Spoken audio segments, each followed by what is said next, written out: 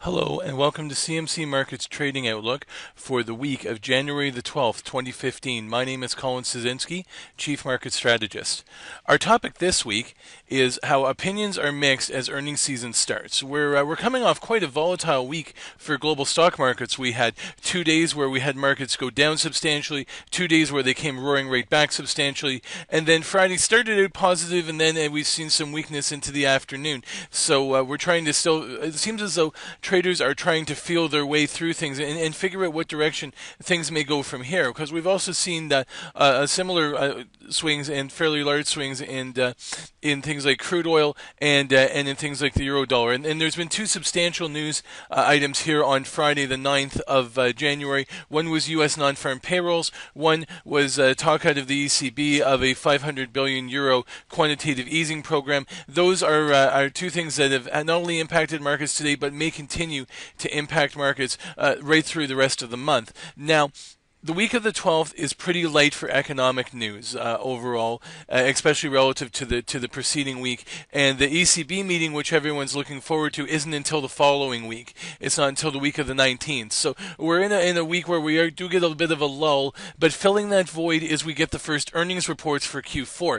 Alcoa starts on Monday, and we get reports right through the week. That may have an impact on markets as we move through trading, and certainly in individual stocks and individual sectors. So I'll speak to a few of those at the end, but something we've seen lately is we've had some pretty substantial moves upwards and downwards in markets around the world, and we're getting to a point where our client sentiment readings are telling us that the traders are getting a little more indecisive. They're not quite sure which way things may go from here. Are we looking at, for example, continued declines in crude oil, or is it ready to stabilize? Similarly, euro's been under a lot of pressure. Is it ready to stabilize? Is the big rally in stocks done? We're in a bit of a transition period here, and because of that, we may still see some choppiness in trading through the week. Perhaps not the same level of volatility that we saw in the week that's just ended, but we may still see quite a bit of a movement all the same. So I wanted to highlight a few charts to explain this. I'll start with client sentiment here on the US 30, where what we're seeing is it's had a pretty good run up,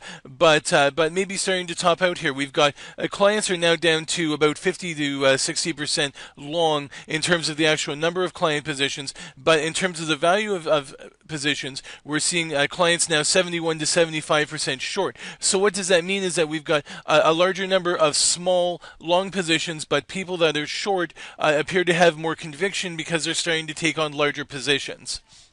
When we take a look at the chart for the US 30, we'll see that there does seem to be a bit of a topping formation forming here. As we've seen, we had another big run up here from the end of the October correction right up to the beginning of December, an early December correction, a new high, and just before the end of the year, another correction to start the month. What this is starting to look like to me is a head and shoulders top. We have a left shoulder here around 18,000, a head up around 18,100, and a right shoulder now starting to form in and around 17,900, in and around 18,000.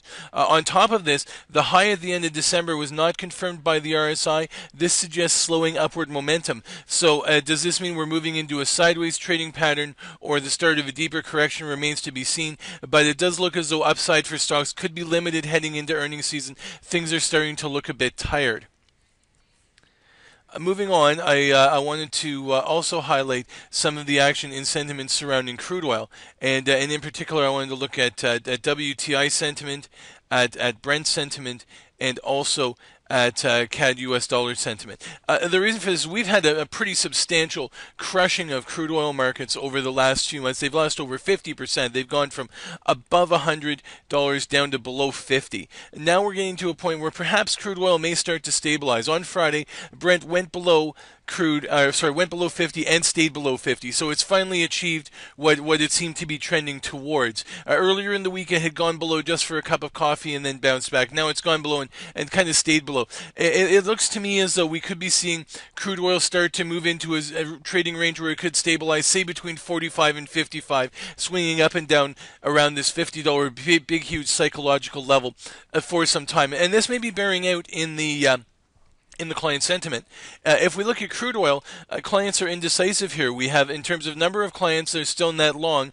In terms of position value, all clients are actually net long. They're only 25% short, whereas when we include the top clients, they're marginally still short. So we still have some top clients with some large short positions out there, but it does seem as though this is kind of being trimmed back, and people are maybe starting to shift more towards long, looking for bargain hunting. Now, at this point in time, we don't have quite the same conviction from the bargain hunters, because people that say tried to pick a bottom at 80 or 70 or 60 have been consistently burned in this downtrend. So it's not a surprise that perhaps the long positions at this point are a little more tentative to start off. Now, on the other hand, if we look at Brent crude, people are taking a bit more of a decisive approach here, and we are seeing now that in terms of all clients, 72% number of them are long, 83% in terms of position value are long. So we are seeing people stepping up more to the plate on Brent crude. If we do see crude oil start to stabilize and even have a rebound, because crude is oversold on the RSI and could be ready to bounce back, this could also help to shore up interest in some of the resource currencies. But if we look at the Canadian dollar here, and we're using CAD US dollar to show the sentiment towards Canada itself, that we have 99% of top clients short against the CAD US dollar. And 61% overall. Overall, this is looking like a pretty crowded trade. It seems as though we've got a lot of people have all piled in on one side, suggests that we could be close to some sort of a washout and perhaps a trading bounce. Now, I'm not suggesting for a second that this downtrend is over. I think over the longer term that crude could still trend lower, that it could stay down for several years to come. But for the short term, it does look like things might be getting a little bit overdone, and we could be setting up for a potential short-term trading bounce. And I'll just highlight the chart for WTI here as an example. So it's been just relentlessly going down, almost going parabolic over the last few months. We are getting extremely oversold here on the RSI, and we are getting a little bit of a positive divergence coming in here. The last low on the new low on the price was not confirmed by the RSI, so it's possible that some of the downward pressure may be easing a little bit, at least for the short term. It's trying to bottom out here in the $46.70 to $50 range. It would have to get back above 50 before we could even talk about any kind of a serious rebound. But for the moment, it does look like it's at least trying to stabilize. Another area of indecision in the markets we're seeing is in Europe here, and we're going to I'm going to take a look here at sentiment towards the DAX as well as towards the euro dollar. And something we're seeing here is that Germany's had a pretty good run here, but and we're still seeing clients, generally speaking, are long. And on the other hand here, we're seeing clients still pretty short on the euro dollar, even though it's down below 120. It is showing signs of maybe being oversold, and we've got 96% of top clients still short on this on position value. Makes me think also this could be getting to be a bit of a crowded trade here. The general feeling is that the ECB may come in with a very aggressive monetary stimulus program to hit their goal of putting a trillion euros back on their balance sheet within 2 years. They've done 150 billion so far. They need to do another 850. The talk around the street on Friday the 9th has been about a 500 billion euro QE stimulus program that would include buying state bonds as opposed to just corporate bonds. So it's quite significant, but not as much perhaps as the street has been thinking. If the ECB comes in with a smaller program than what the street has been hoping for, you could see a potential rebound in the euro dollar and perhaps some weakness in European stocks, and that's something we were starting to see play out a bit on Friday. If I bring up here my chart for the Germany 30, we will see that it's had a pretty good run. It did briefly peak up to a new high at the end of November, but since then we're getting consistently lower highs. And I'll use a little shorter term chart for this. So we're seeing lower highs for the DAX. We're seeing two head and shoulders, a second head and shoulders top in the RSI is forming.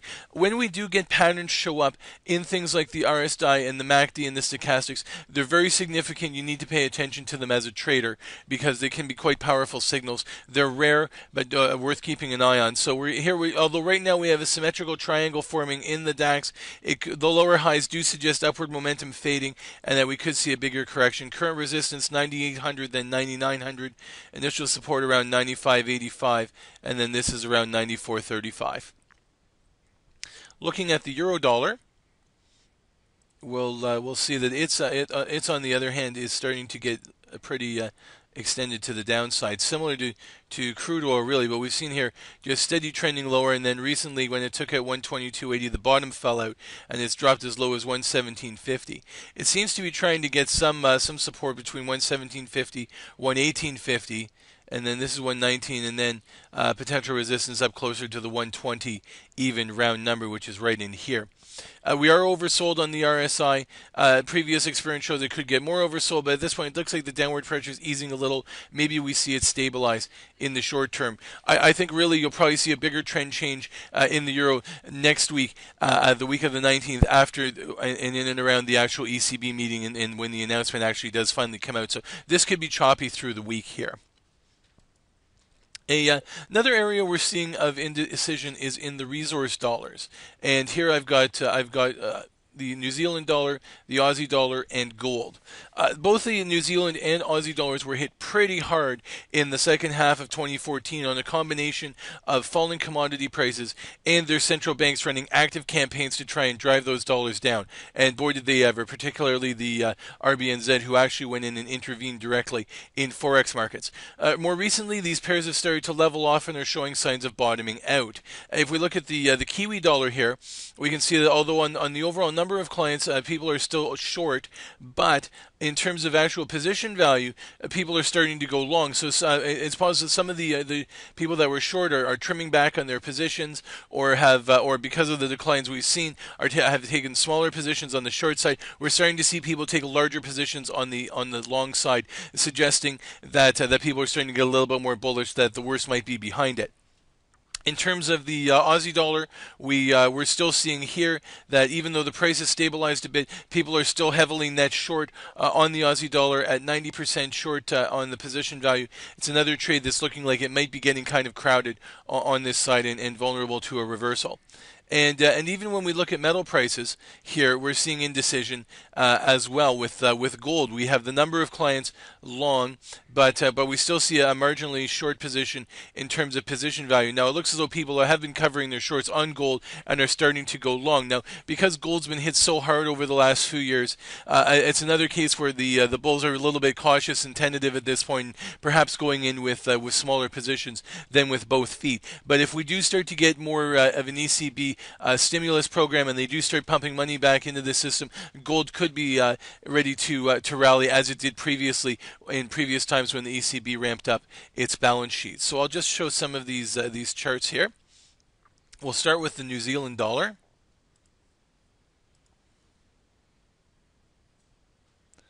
which is showing signs of base building. So it was hit pretty hard in the summertime and came down heavily. Look at this, over the last few weeks it's basically been going sideways here between about 76 and the high end about 80. One day it peaked above 80 and was knocked back down pretty quick. So people still really fear the RBNZ could get involved again if the dollar got back above 80. But at 78.40, which it is here, it has been creeping higher. More importantly, the RSI is showing that downward pressure has been easing and upward momentum is starting to pick up. So it is improving here. We have a double bottom in place, and you could even almost call it a triple bottom. So it looks as though for now the worst may be behind this one, and it's starting to creep higher. It actually has on Friday quietly, on Thursday, Friday started to break out of a 3-month downtrend. Moving on to the Australian dollar, here also is starting to show signs of leveling off. If we look at it here, another one that's been under some pretty heavy pressure over the last year. A big sell-off in September, pause in October, another big sell-off into the end of the year. But now we're starting to see support come in a little above 80 cents. This support here is about 80.35, and it's started to pick up. It's testing 82. More interestingly, we had a positive divergence on the RSI that suggests the downward pressure is starting to ease. Perhaps this sell-off's been gotten a little overextended, overdone, and look at this nice pop here. Suggests that downward pressure easing and momentum may be starting to turn upward. This would be confirmed if we saw a move back above the 82 cent level. And the first Fibonacci retracement level here is about 83.75. That's the 23% of this recent big decline. Shifting gears now, I also wanted to take a quick look at a few charts on stocks because it is a big week for earnings in global stock markets as well. So we'll kick off with Alcoa. And they report on Monday night. This chart's a little bit troubling to me. It had a big rally in the first half of 2014. It's kind of leveled off over the last 6 months. It's been swinging up and down in a range between 14 and 17.75, almost $18. We did see it weaken a little bit in December here, and when it's bounced back, it's run into resistance at a lower high near 16.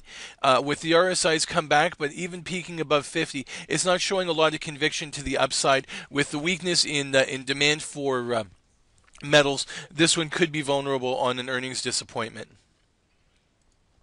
Generally speaking, a couple of themes for that we are watching for with the earnings reports this year.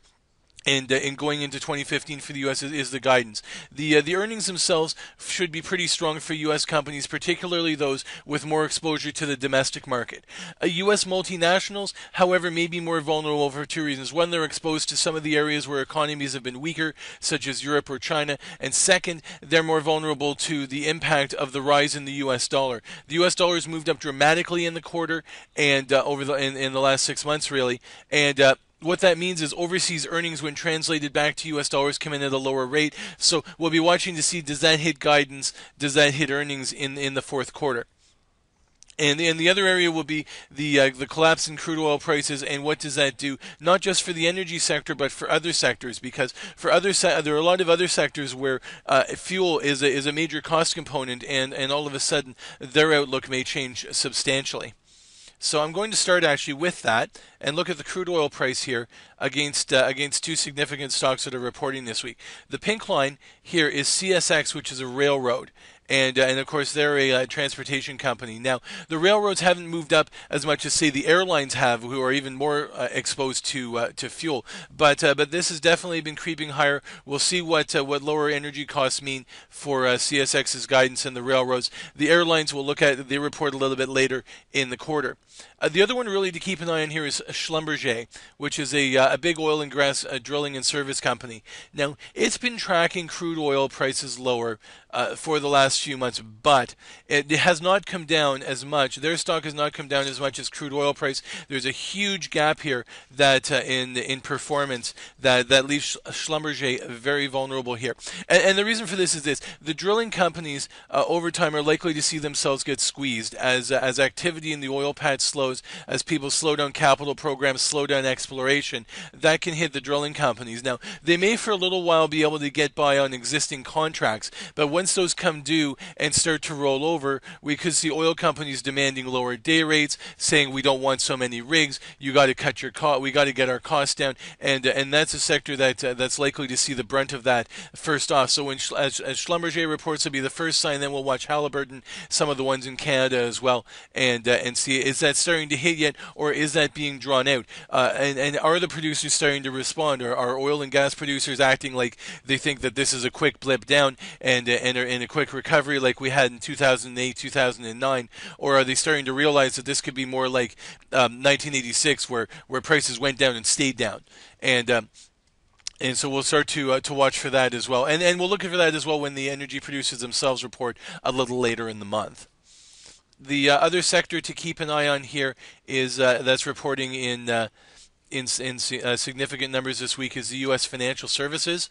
We are looking here at last year. Wells Fargo was the top performer. It had started to come off lately. The one of the weakest performers was Bank of America. It had started to play catch up, but has been rolling over again more recently. And in the middle, we had J.P. Morgan Chase and Citigroup at pretty similar levels of performance. Now, with this, and I've compared it against the S&P 500 here, so Wells Fargo is a pretty good performer. Does it continue to perform well, or does it slump back? And do any of these other ones that have been underperforming show any sign of a turnaround? It's hard to say at this point. We'll keep an eye out, but certainly with the banks, we'll be watching to see what kind of an impact did the big move in the U.S. dollar have for them, and how have they responded to the improved U.S. economic conditions, and what does that mean for their lending and their loan losses and things like that.